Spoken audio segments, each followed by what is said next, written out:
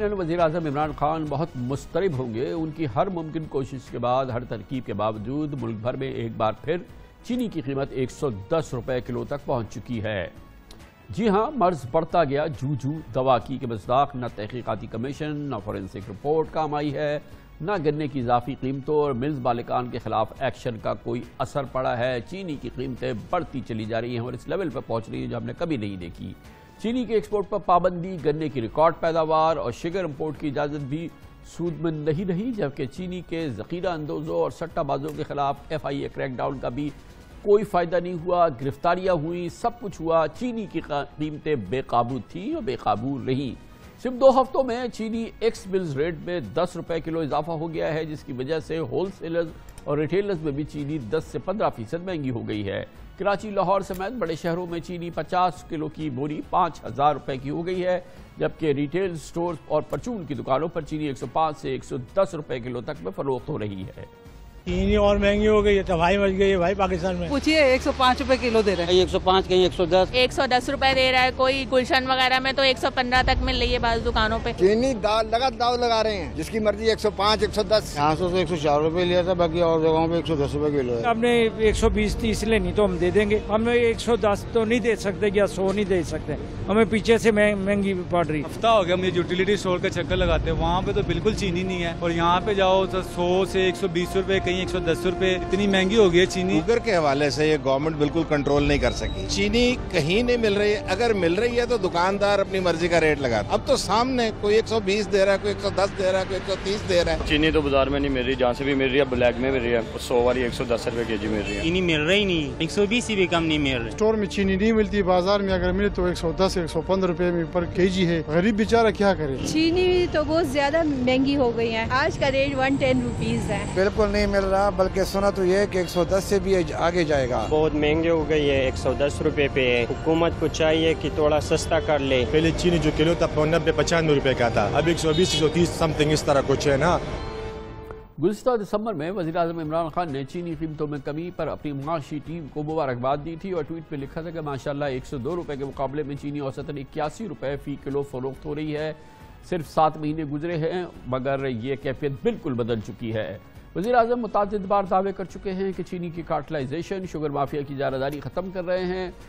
बहुत कुछ सीख लिया है, अब आइंदा चीनी महंगी नहीं होगी। अब पहली गवर्नमेंट है जिसने चीनी के ऊपर इंक्वायरी की। ये आप देख लेंगे कि ये जो हमने इस तजर्बे से सीखा है, इंशाल्लाह आप देख लेंगे कि इसके बाद हम ये नहीं होने देंगे। चीनी के अंदर बदकिस्मती से एक पूरी कार्टलाइजेशन है जो मिल के प्राइस ऊपर कर देते हैं, जो बड़ी बदकिस्मती है, और इंशाल्लाह ये मैं यकीन दिलाता हूँ अपनी कौम को कि ये आगे नहीं होगा। हमें सब चीजें पता चल गई हैं और इंशाल्लाह ये भी मैं आज अपनी कौम के सामने कहता हूं कि जो अब हम प्लान लेके आ रहे हैं, आगे आपको इस तरह महंगी चीनी नहीं मिलेगी।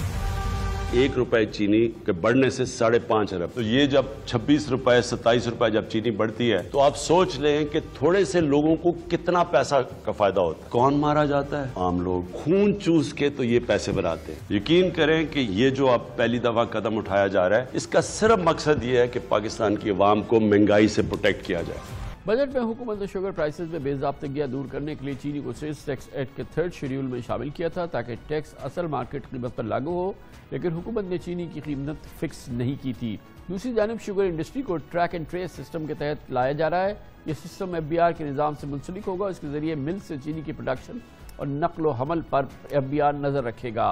पाकिस्तान के अवाम के लिए इस इंतहाई अहम मौजू पर बात करने के लिए हमने एक बार फिर दावत दी। हमारे साथ मौजूद हैं कमोडिटी अफेयर्स के एक्सपर्ट जनाब नजीब बालागांव वाला हमारे साथ हैं। नजीब साहब, बताइएगा कि इतनी सारी गवर्नमेंट ने एफर्ट की और ज़मीन आसमान का जोर लगाया, सब कुछ हुआ, एक बार फिर चीनी की कीमतें पूरे मुल्क में 110 रुपये के करीब पहुँच गई हैं।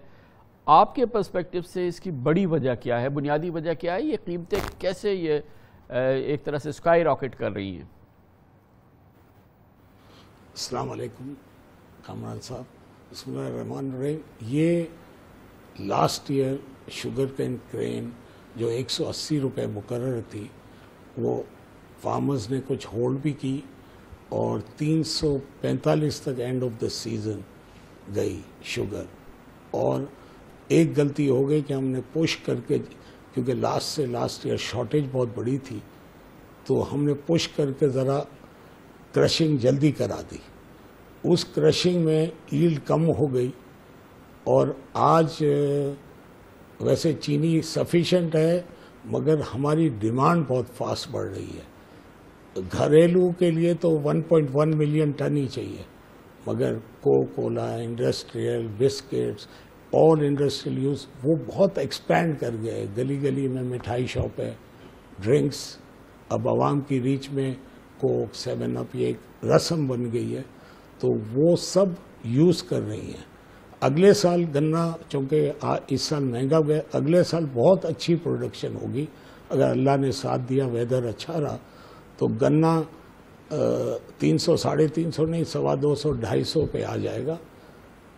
दूसरी वजह थी कह रहे हैं कि इस वक्त जो चीनी की कीमतें बढ़ी हैं उसकी बुनियादी 2 वजूहात हैं। एक तो ये कि गन्ना हमारी ज़रूरत से कदरे कम हुआ और वो आखिर में 300, 350 रुपये मन तक चला गया, जो कि बहुत हाई है। शुरू 180 से शायद हुआ, तो एवरेज जो है ये जो है इसकी प्राइस जो है वो तकरीबन 250, 350 रुपये पर मन रही। एक तो बड़ी वजह ये हो गई। दूसरी वजह ये कह रहे हैं कि अब क्योंकि पाकिस्तान में हर कारोबार में, हर रिटेल सेक्टर में बहुत सर्ज नज़र आई है कोविड के बाद से, तो डिमांड बहुत ज़्यादा बढ़ गई है चीनी की। और डिमांड का मतलब ये नहीं कि लोग बहुत ज़्यादा चीनी पी रहे हैं, बल्कि टॉफ़ीज़, चॉकलेट्स और कोल्ड ड्रिंक्स और इस किस्म की जो चीज़ें या मिठाइयाँ, उसकी डिमांड बहुत ज़्यादा हो गई है। तो एक तो महंगी इसकी कमोडिटी थी या रॉ मटेरियल था चीनी का, और फिर उसके बाद उसकी डिमांड बढ़ गई,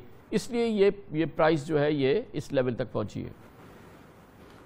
अब तीसरा ये है कि गवर्नमेंट ने अभी सेल टैक्स लगा दिया है on the retail price recently.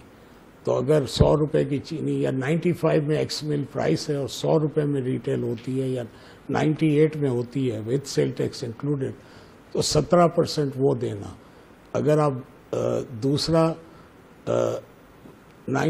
Before, मैं किसी हुकूमत की फेवर में नहीं बात कर रहा, मगर जब प्राइस बढ़ती है ना तो लोगों ने फिक्स कर दिया था और एक ज़माने में 6,600 रुपये सेल टैक्स जाता था।